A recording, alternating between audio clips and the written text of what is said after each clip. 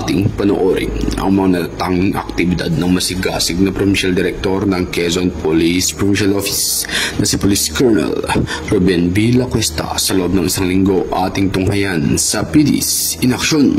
Itong ika-28 ng Oktubre taong kasalukuyan, pinangunahan ni Police Colonel Ruben B. Lacuesta ang mass signing ng pambansang awit ng Pilipinas na ginanap sa Quezon PPO Covered Court, Camp Brigadier General Guillermo Nacarlo, Sena City.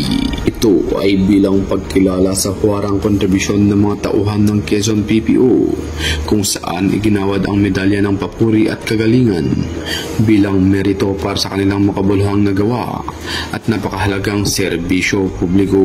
Pinuri ni Police Colonel Lacuesta ang mga kalalakihan at kababaihan ng Quezon PPO dahil sa pagpapakita ng puspusang pagsisikap upang matulungan ang buong lalawigan sa panahon ng pagdagsa ng Bagyong Christine. Sa kaparehong araw, sa pagtataguyod ng aktibong pakikipagtulungan ng Quezon Police sa kaligtasan ng pampubliko, kapayapaan at kaayusan kasama ang mga unit ng pamahalaang panlalawigan at mga stakeholders ng lipunan, si Police Colonel Lacuesta ay nakiisa sa sangguniang panlalawigan meeting sa Kalilayan Hall, Capitol Compound, Lucena City. Iprinisenta ni Police Colonel Lacuesta ang pangkahalatang sitwasyon ng krimen at ipinaabot ang kanyang mga plataforma para sa karagdagang sama-samang pagsisikap kasama ang aktibong pakikiisa ng mga LGU at stakeholder sa mga proactive na hakbang sa mga krimen.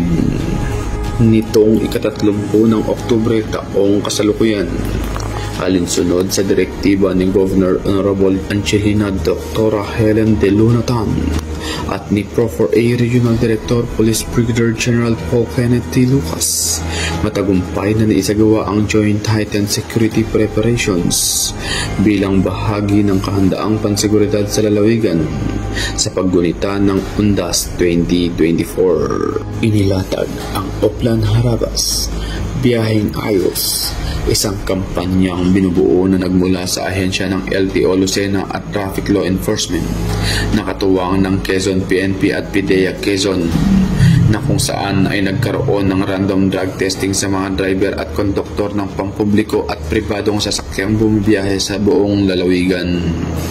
Layon nitong siguruhing walang sinumang nasangkot sa paggamit ng illegal na droga at makakalusot na maaring magdulot ng kapahamakan sa iba.